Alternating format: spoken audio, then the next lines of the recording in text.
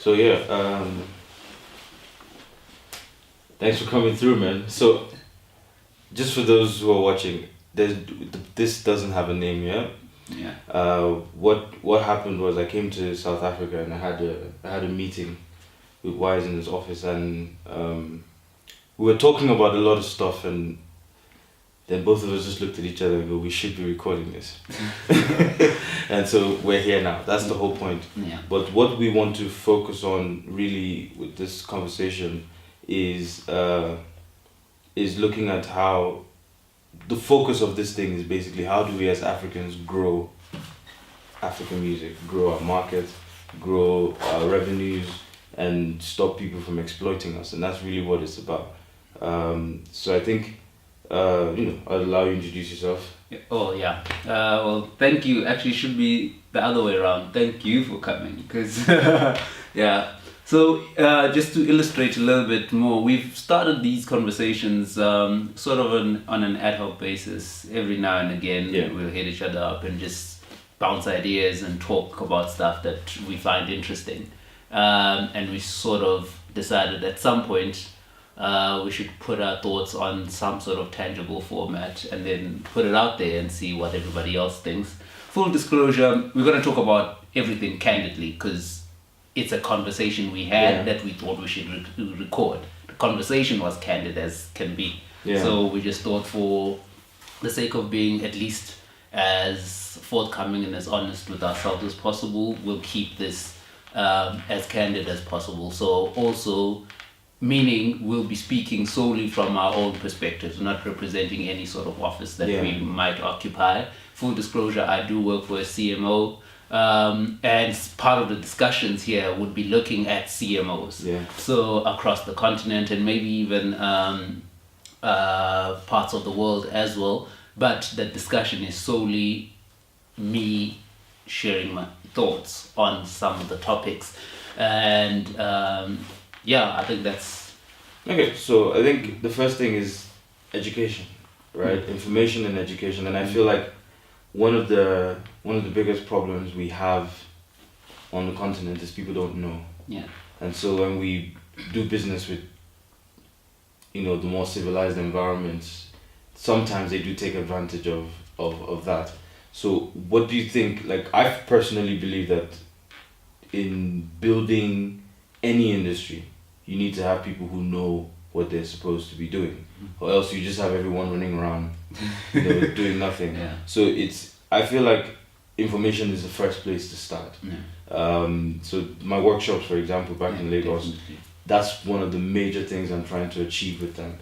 And sometimes they're free, sometimes I make people pay, but as much as I can, I'm trying to make it free so people get a chance to learn what they wouldn't ordinarily be able to learn. Yeah.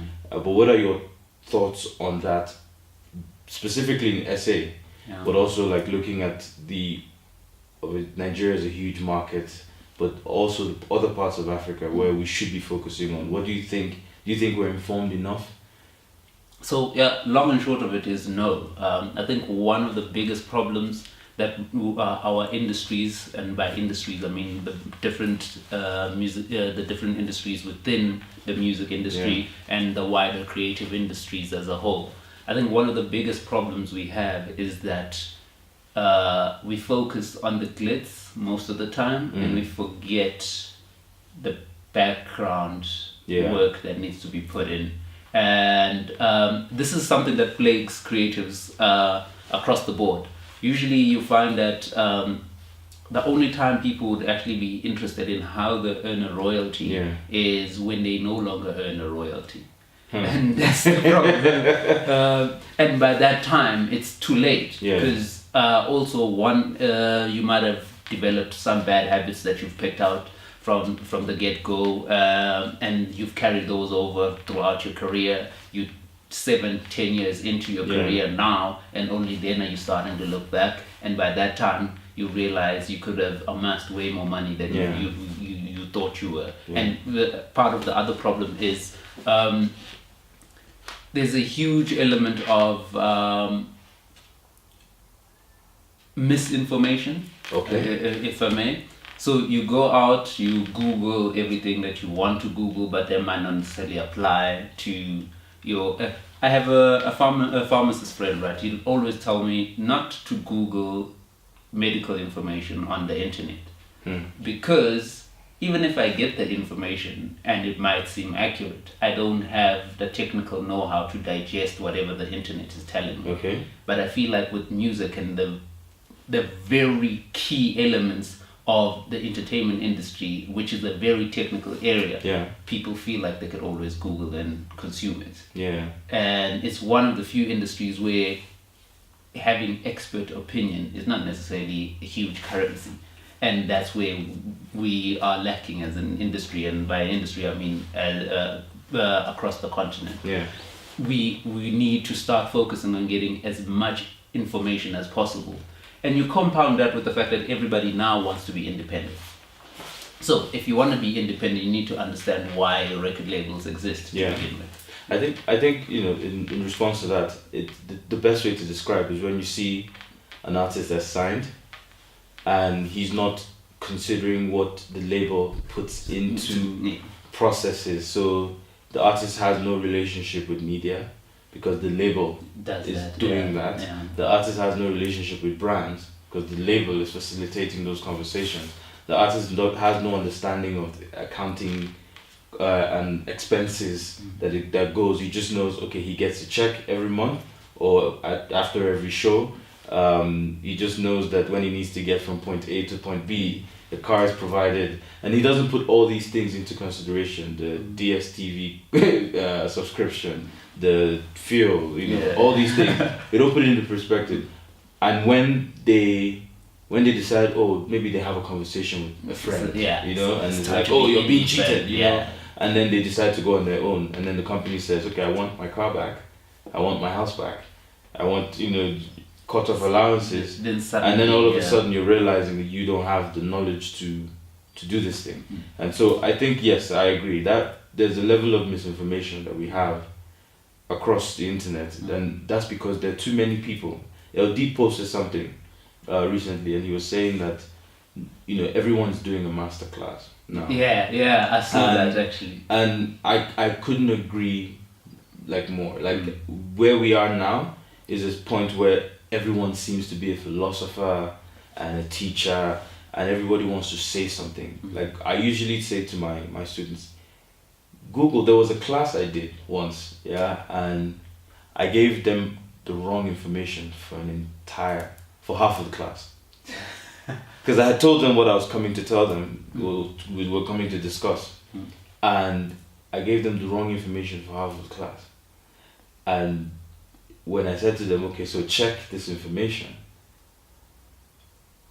that was when they realized that, it was inaccurate. But they believed everything I said simply because I said it. You know what I mean? Nobody's checking these things. I don't even want to talk about religion now. But nobody's checking what anybody said anymore. Nobody's checking. So because we're getting too lazy to do that, we'd rather watch TV, watch a game, watch something than just cross-check. The issue is we live in an age of information where there's too much information. So in order to consume a fair bit of it, we look for influences. So if I trust Godwin's opinion on a particular topic, chances are I assume he's done all the research that he would need to do, so whenever he puts anything on the 140s, that's accurate. So I'll take that as law. And that's what happens most of the times, but we don't then do the necessary groundwork to ensure that we pick the right influences. The right influences, exactly. So you get some of the biggest influences, particularly from a numerical count, who have the biggest followers, are not necessarily the more accurate ones. They're not necessarily the more considered ones in any particular topic. And also the other issue is with the industries we are in, knowing a lot about music does not necessarily mean you know a lot about the music business. And we tend to forget that. And there's nothing wrong with knowing a lot about music. There's a very good point of music critics. There's a very good need for people who understand music and structure, whether it be hip hop, pop, Afro pop, if somebody understands the history and everything around that genre, that is valuable. Yeah. But that does not necessarily mean that that person is well versed in the music business element of it. Yeah. And that is a key element that we are missing. So we do a lot of workshops in and around the country as well. It's very difficult to get more than 50 people to pitch. And I can guarantee you, of those 50 people, it's no one who's on the top 20 in any radio station. And because we get confused by the different types of royalty streams that we should be getting, so somebody feels they're getting a lot, and suddenly they don't do the necessary homework to check all the other streams. So, and I think this is a good segue to highlight the just two basic principles about music, and this is something that you can just use as a rule of thumb whenever you are going through the interwebs to check all this information. But a song has at least 2 copyrights in it, right? Yeah. At the very least, you have the person who comes up with the song, composition, writes it out, or somebody who logs on to Cubase, creates something via Cubase or Fruity Loops. That person is actually composing the music. Those are songwriters. They themselves can exist purely as songwriters doing nothing. Yeah. Godwin Tong comes in, I'm in the studio composing a beat, realizes, nah man, YG fits this perfectly. Yeah. Calls YG into the studio, we set it up.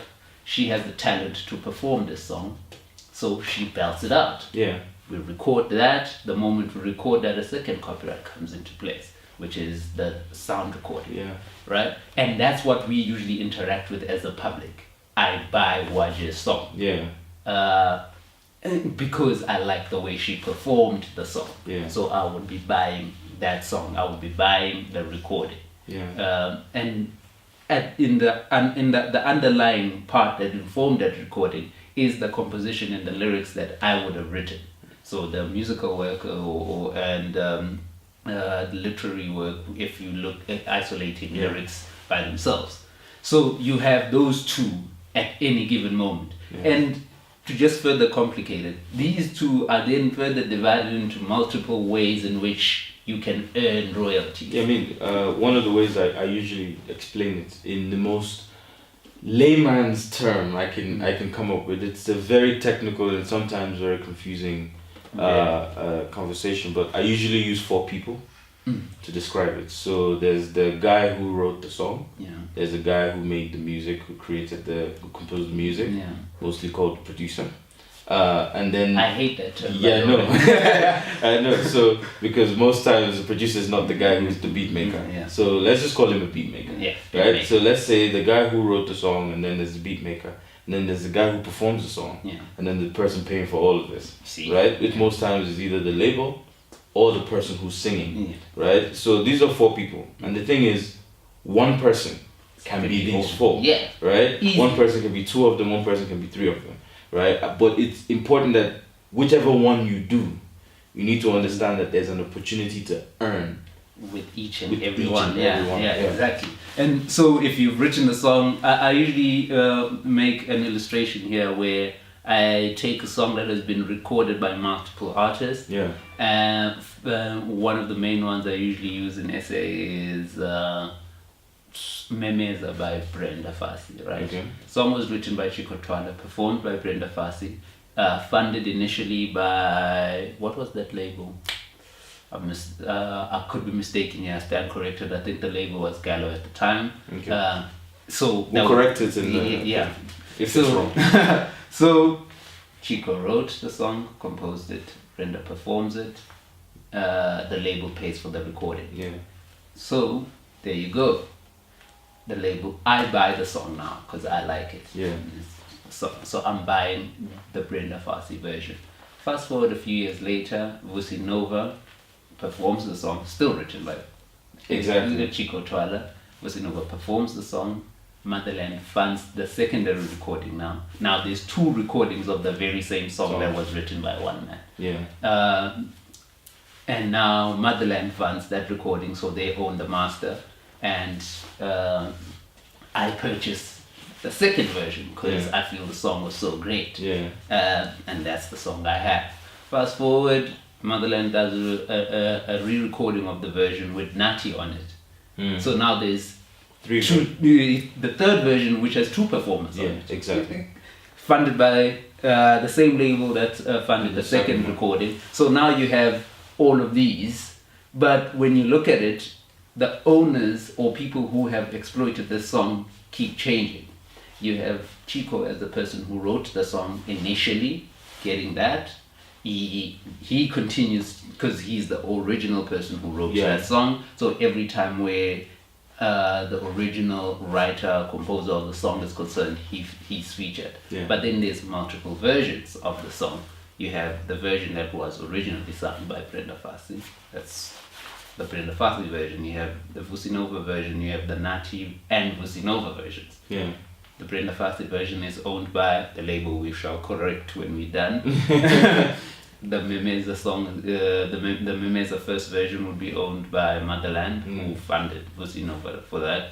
And the other one would be owned yet again by Motherland. But it could very well have been a random person, or could have very well been Nati and Vusinova themselves who would have funded or made arrangement to record that particular version of it. And these all multiple things. And from a musical work side, you know, you get a lot of people, and we'll touch a lot more on CMOs a bit later, but you get a lot of people going, you know what, I've recorded, so I need to go register my works at some. One, diction is important. You're not registering your works at some. You are notifying your works at some. And you need to clarify who can notify works at some. Not everybody who's in music should notify works at SANRO. So let's use that illustration again of Memeza the song. Supposing Brenda had just performed the song, Chico wrote everything. Brenda would not have necessarily needed to go register that song at SANRO. Chico would have, or Chico's publisher.